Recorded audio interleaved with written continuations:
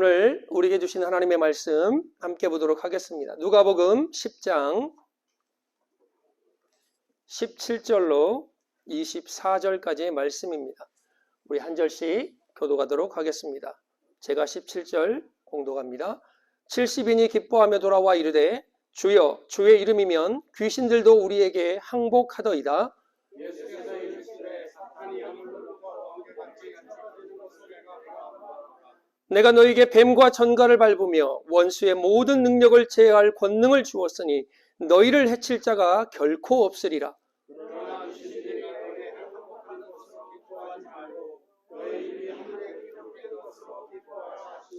그때 예수께서 성령으로 기뻐하시며 이르시되 천지의 주제이신 아버지여 이것을 지혜롭고 실기 있는 자들에게는 숨기시고 어린아이들에게는 나타내심을 감사하나이다. 옳소이다. 이렇게 된 것이 아버지의 뜻이니이다. 내 아버지께서 모든 것을 내게 주셨으니 아버지 외에는 아들 누구지 아는 자가 없고 아들과 또 아들의 소원대로 계시를 받는 자 외에는 아버지가 누구인지 아는 자가 없나이다 하시고 제자들을 돌아보시며 조용히 이르시되 너희가 보는 것을 보는 눈은 복이 있도다. 내가 너에게 말하노니 선지자와 임금이 보는 바를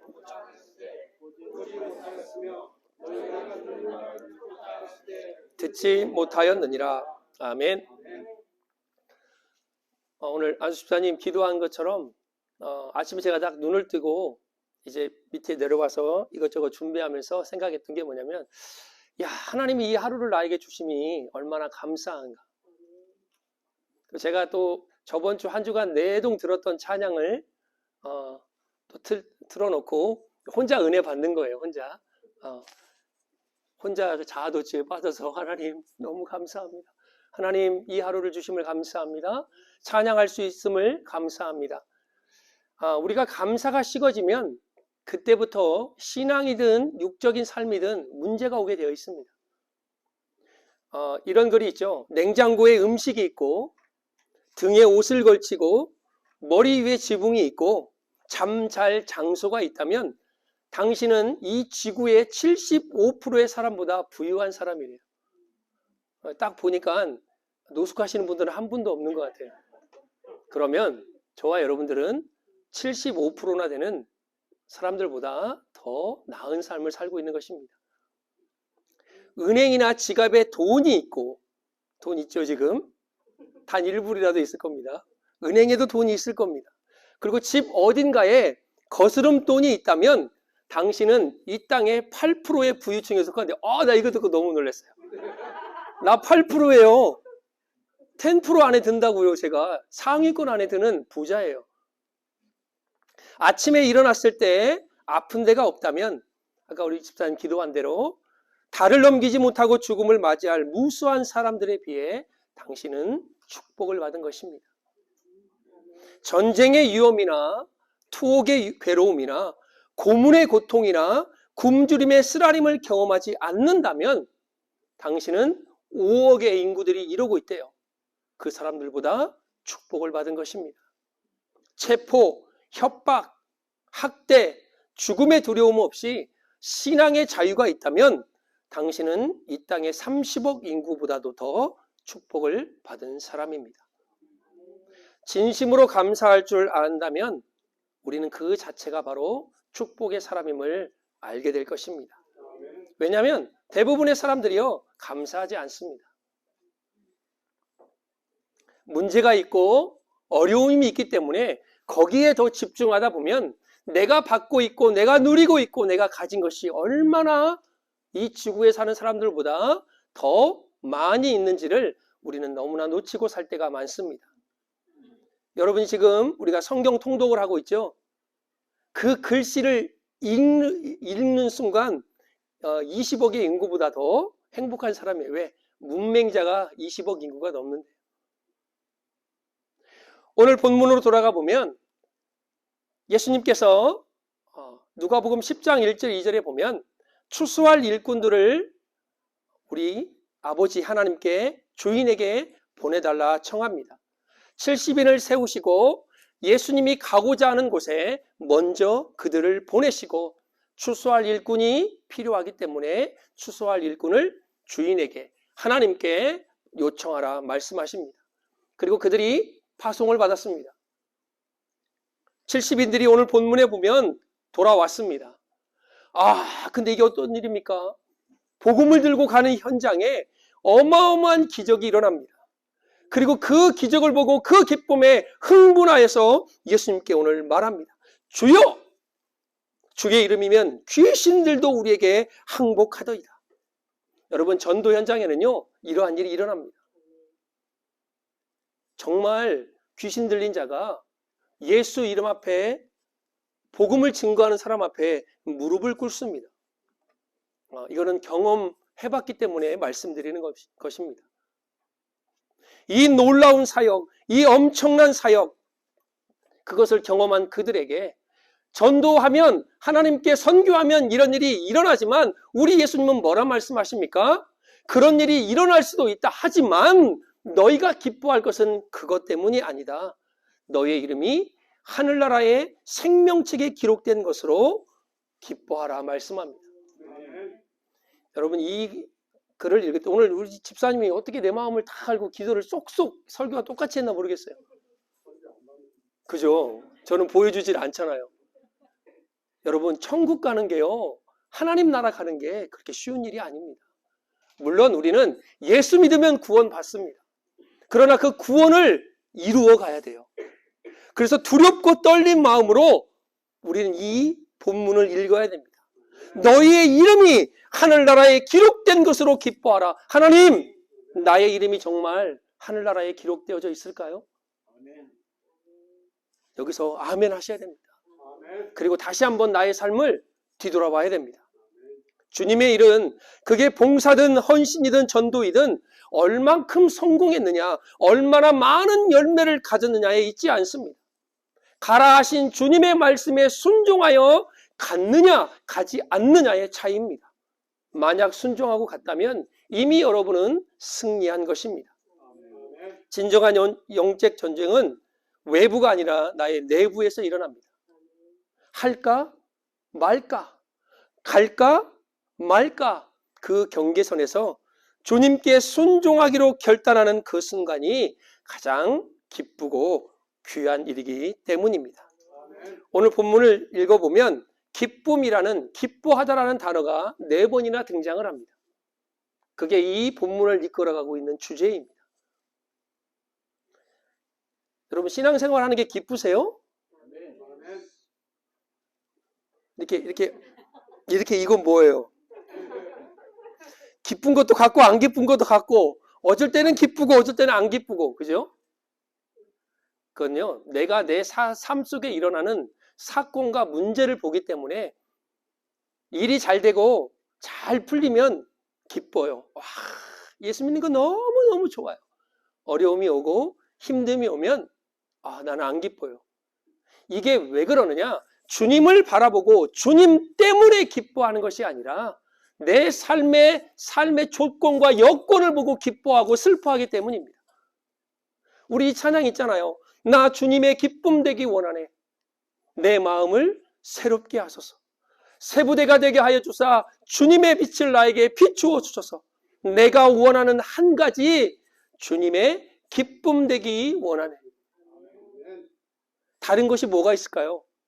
주님 때문에 기뻐하는 것. 사순절을 지나고 있습니다. 이제 다음 주면 고난주간입니다.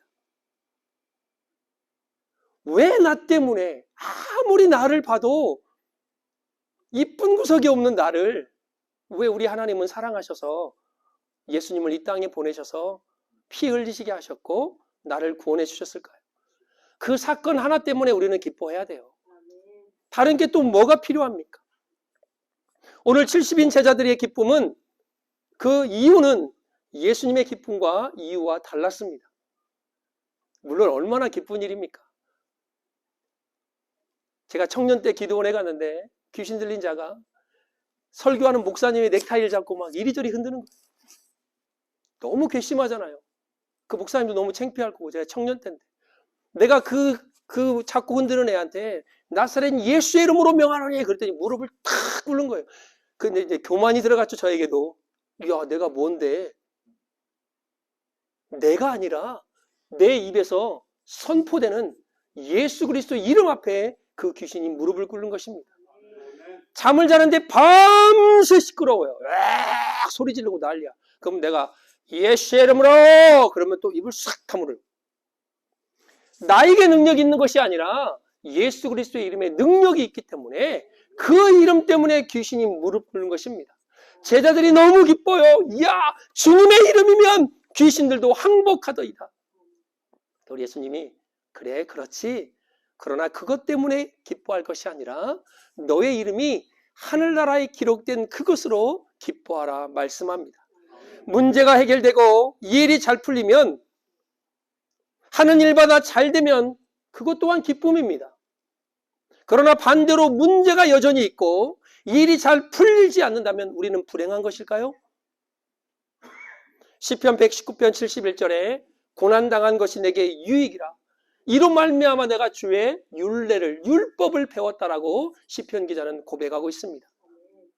예수님은 기쁨의 근원과 핵심이 달라지는 상황에 있지 않고 조건에 있지 않고 그 조건에 움직이는 기쁨이라면 그거는 참 기쁨이 아니라 말씀합니다. 너희의 이름, 그 이름이 하늘나라에 기록된 것으로 기뻐하래요. 이것처럼 영원한 기쁨이 어디에 있습니까? 주 안에서 주님 때문에 기뻐하라는 것입니다. 저와 여러분들은 그런 기쁨을 가진 그리스도인입니다. 이 크리스찬이라는 이름은요, 놀라운 이름입니다. 사도행전 11장에 등장하는 비로소 안디옥에서 그들을 가리켜 그리스도인이라 말했습니다. 이 말은 무슨 말입니까? 그리스도 안에 살아가는 사람들입니다. 주님의 권능, 예수님의 권능으로 살아가는 자들입니다 라는 인정받은 고백입니다. 그래서 저와 여러분들은요, 멋진 하나님의 사람들이에요. 그래서 입술의 고백을 제가 늘 잘하라고 말씀드리잖아요. 나는 하나님의 걸작품이다. 물론 어떤 세상의 기준으로 보면 좀 이렇게 벗겨지기도 하고 또 얼굴이 조금 못생겼을 수도 있고 키가 작고 크고 모양이 다 다르지만 하나님이 여러분을 핏값 주고 사신 가장 최고의 걸작품입니다. 그렇다면 여러분을 여러분 스스로가 존귀하게 여겨야 돼요. 그래서 거울을 딱 보고 너는, 덕길이 너는 하나님의 걸작품이다. 그러면 거울 속에 있는 사람이 웃어요. 왜? 아니, 비웃는 게 아니라 기뻐서 웃는 거예요. 나는 복받은 하나님의 자녀다 라고 거울을 향해서 선포하면 거울 속에 있는 나가 또 웃습니다. 나는 비전의 사람이다. 나는 축복의 사람이다. 내가 가는 곳은 나로 인해 달라질 것이다. 형통이 있을지어다, 부흥될지어다, 있을지어다, 그대로 되니라. 이게 하나님의 선포 아닙니까? 그렇다면 여러분이 하나님의 자녀라면 여러분의 입술의 선포가 그렇게 돼야 돼요. 나는 못해요. 내까짓 게 뭘요? 아우, 저는 이렇게 살다 그냥 갈래요. 이런 말 하면 절대 안 돼요. 입술을 건강하게, 복되게, 적과 꿀이 흐르는 언어로 바꿔야 될 것입니다. 시편 109편 17절 18절에 보면 이런 말씀이 있습니다. 그가 저주하기를 좋아하더니 그것이 자기에게 임하고 축복하기를 기뻐하지 아니하더니 복이 그를 멀리 떠났으며 저주하기를 옷 입듯 하더니 저주가 물같이 그의 몸속으로 들어가며 기름같이 뼛속으로 들어갔다라는 말씀이 있습니다.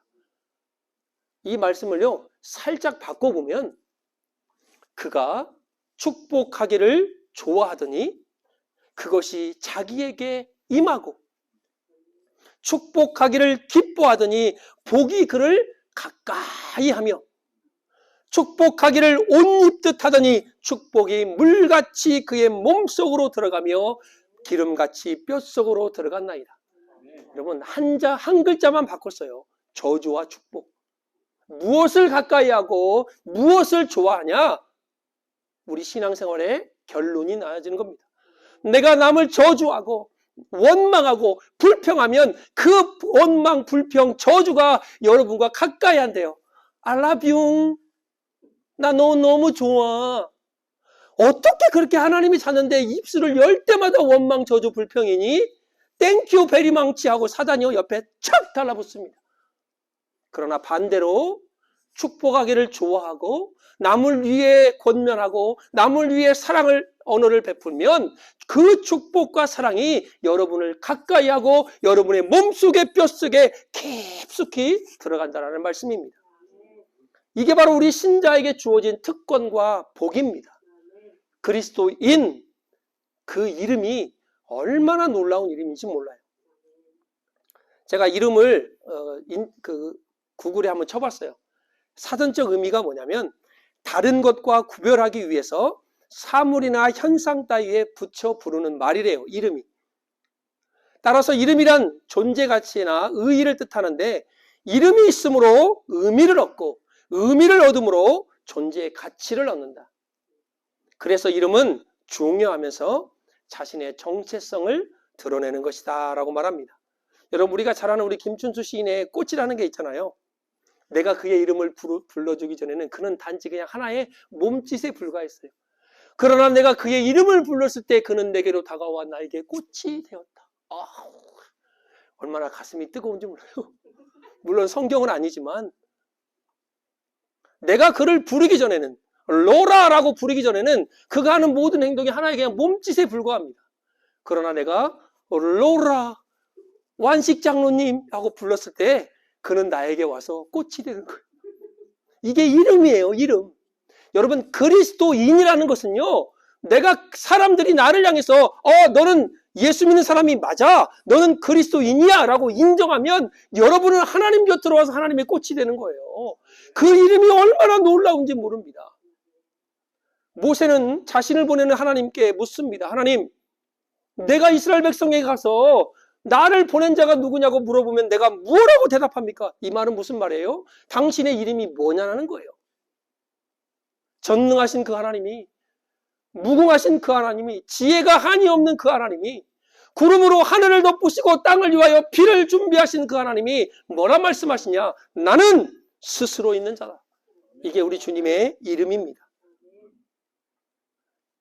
그 하나님을 믿는 우리들에게 세상 사람들이 당신은 정말 크리스찬입니다 라는 말을 우리가 들어야 돼요. 그래서 오늘 이 그리스도인이 갖는, 그 이름을 가진 자들이 갖는 특권에 대해서 말씀을 드리고자 합니다. 그 첫 번째가 바로 그리스도인에게 주시는 하나님의 능력입니다. 우리가 예수의 이름을 들고 가면요, 귀신들도 항복합니다. 무릎을 꿇습니다. 사탄이 하늘로부터 번개같이 떨어지는 것을 우리 예수님이 보셨듯이 우리도 보게 될 것입니다. 십자가는 그만한 능력이 있습니다. 구원받을 우리에게는 하나님의 능력이라고 성경은 말씀하고 있습니다.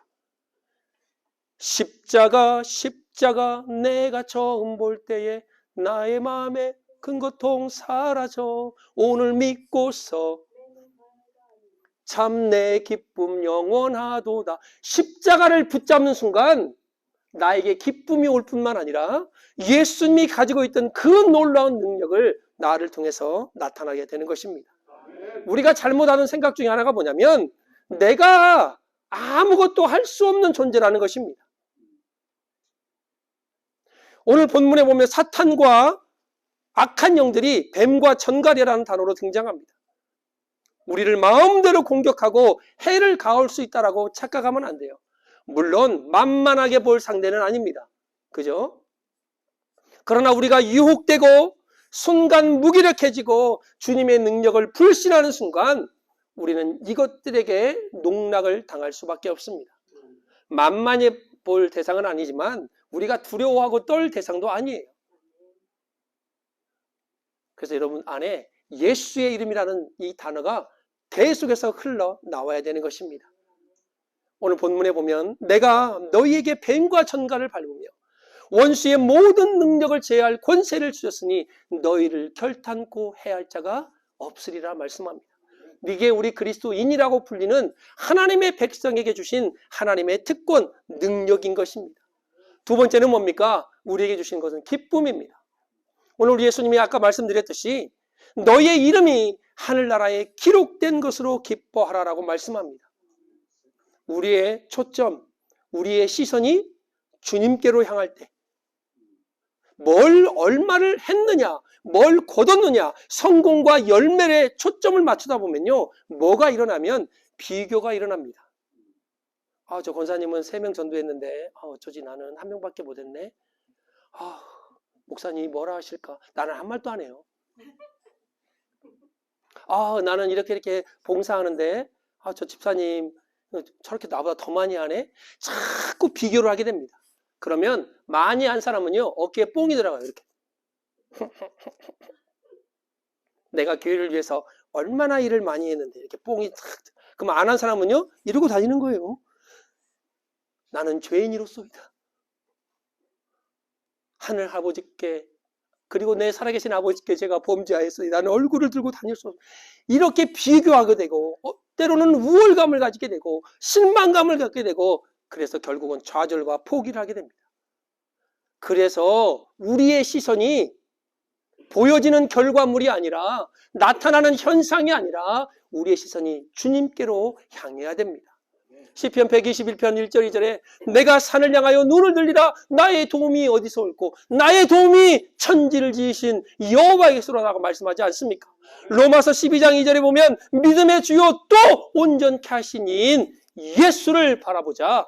이게 우리의 고백이요, 우리의 시선이 거기에 고정이 되어야 됩니다. 오늘 21절에 보면 우리 주님 말씀합니다. 우리가 기뻐해야 될 이유가 뭐냐? 학식 있고 지혜 있는 자들에게는 드러내지 않으셨습니다. 어린아이 같은 부족한 우리에게 하나님은 이것들을 보여주셨습니다. 그때 예수께서 성령으로 기뻐하시며 이르시되라고 말씀하시면서 만약에 있는 자, 지혜로운 자, 가진 자에게 이런 하나님의 능력을 보여주셨다면, 이런 기쁨을 주셨다면 아마 나는 저 맨 뒤 꼴찌에 섰을 것 같아요. 그러나 우리 주님이 주신 기쁨은 부족한 나에게, 어리석은 나에게 하늘나라에 이름이 기록될 만큼 놀라운 은혜와 기쁨으로 나에게 선사하셨습니다. 그래서 우리가 기뻐해야 되는 거예요. 마지막으로 그리스도인들이 그 이름에 갖는 그 특징, 특권은 뭐냐? 이 세상과 구별됨입니다. 권능을 나타내는 것도 중요하지만 더 중요한 것은 우리의 이름이 구별되어서 생명책에 기록되어져 있다는 것입니다. 마지막 날 그분 앞에 섰을 때 여러분의 이름이 불려지기를 주 예수의 이름으로 축복합니다. 구약의 경건한 이들이 그토록 보고 싶었던 메시아, 그 메시아를 직접 보았고 그분이 행하시는 역사들을 보았습니다.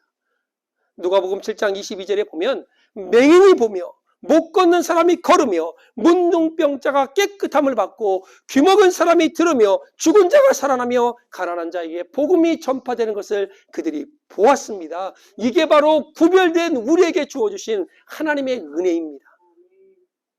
여러분, 들을 귀가 있는 자는 들을지어다 말씀하죠. 많은 선지자와 임금들이 보고 싶었던, 듣고 싶었던 그 예수 그리스도의 사역과 복된 소식을 그들은 듣지 못했지만 우리는 들었습니다.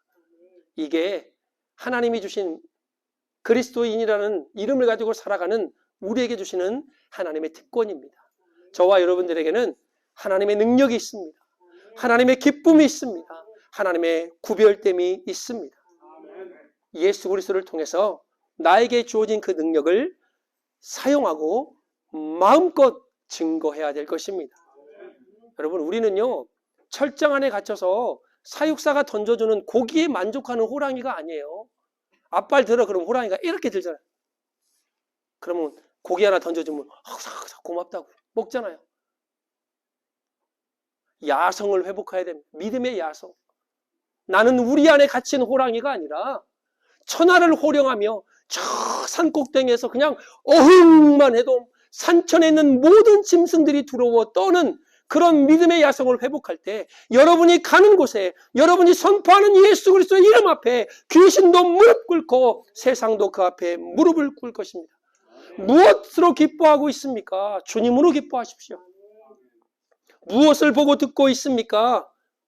우리가 듣고 보는 것도 구별되어야 됩니다. 선하고 복된 말을 하십시오. 그렇지 않으면 입을 닫으십시오. 제가 가끔, 요즘은 잘 안 해요. 시험 받을까 봐. 하나님을 찬양하고 복된 복음을 증거하는 입은 입이야. 그러나 하나님을 원망하고 불평하고 자꾸 남을 깎아내리는 사람은 주둥이에요. 그랬더니 어떤 분이 내가 주둥이라고? 근데 그분은 자기가 그러고 다닌다는 걸 인정하는 거야. 그래서 시험 들은 적이 한 번 있었는데 한국에서 우리의 입술은 그렇게 복된 입술입니다. 무엇 때문에 부러워합니까? 세상에 잘 나가는 사람이 부럽습니까? 얼마 못 가요. 우리 새벽에 봤잖아요. 악인들은 하나님 앞에 멸망당합니다. 그리고 끝내는 어디로? 스월, 지옥으로 영원히 내보냄을 받습니다. 세상이 나를 통해서 부러워하게 만드십시오. 세상을 부러워하지 말고, 아우 좋은 차, 아우 좋은 옷, 이야 좋은 집, 이게 우와 나도 한번 살아보고 싶다. 살아보고 싶더라고요. 좋은 집, 그죠? 그러나 그것 때문에 부러워서 견딜 수 없는 것이 아니라 세상이 나를 보니 어떻게 너희 안에는 이런 기쁨이 있니? 왜 얼굴이 그렇게 환하니? 얼굴이 빛이 나니? 왜 너희 안에는 감사가 넘치니? 그것 때문에 세상이 여러분을 통해서 부러워하게 만드십시오. 아멘. 이게 바로 그리스도인의 자존심입니다. 우리는 이 그리스도인의 자존심을 회복해야 돼요. 여러분, 우리 다니엘의 친구 하면 우리가 잘 아는 세 친구가 있죠. 우리는 흔히들 그 이름을 사드락, 메삭, 아벳느고라고 말을 합니다. 그러나 그들의 원래 이름은 하나야, 미사엘, 아샤라라는 이름을 갖고 있습니다. 여호와의 자비, 누가 하나님과 같으랴?